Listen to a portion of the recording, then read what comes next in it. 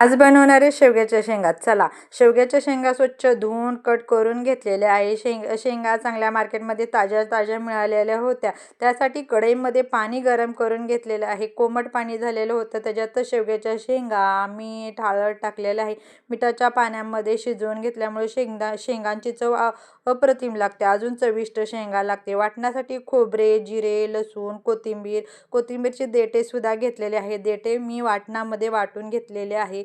जिरे, कोथिंबीर, लसूण एकत्र करून वाटून घेतलेले आहे. वाटण चांगले तयार झाले की शेंगदाणे भाजून घेतलेले होते. आधीच शेंगदाण्यांचेही वाटण तयार केलेले आहे. शेंगदाणे जास्त बारीक केलेले नाही.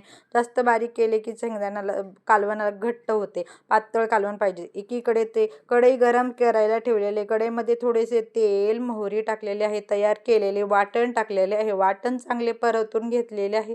मस्त वाटणाला फोडणी घातलेली आहे.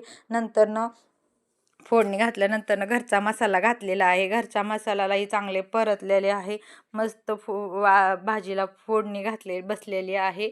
फोडणी बसल्यानंतर शेवग्याच्या शेंगा ज्या शिजवलेल्या होत्या ना त्या बी घातलेल्या आहेत. शेवग्याच्या शेंगा शिजवलेल्या चांगल्या परतून घेतलेल्या आहेत. त्या परतल्यानंतर मी मिठाचं पाणी शिजवलेलं होतं ते बी घातलेलं आहे आणि ते बी चांगलं घालून एकजीव केलेलं आहे. एकजीव झाल्यानंतर वरनं थोडं गरम पाणी टाकलेलं आहे.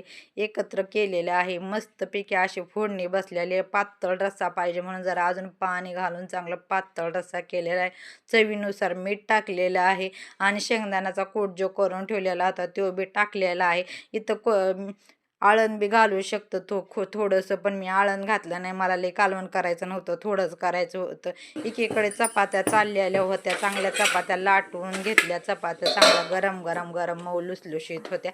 एकीकडे ताट झाकून कालवण शिजलेलेच होते बघा. त्याच्यात ती राहिलेली कोथिंबीर टाकली आणि मस्त अशी शिजवून घेतल्या शेवग्याच्या शेंगा. रस्सेदार कट आलेला होता बघा. कालवणाला लई चांगला कट आलेला होता. एकीकडे कालवणात ताट तयार केलेले आहे. त्या ताटामध्ये मिक्स व्हेज, शेवग्याचे शेंग, भात,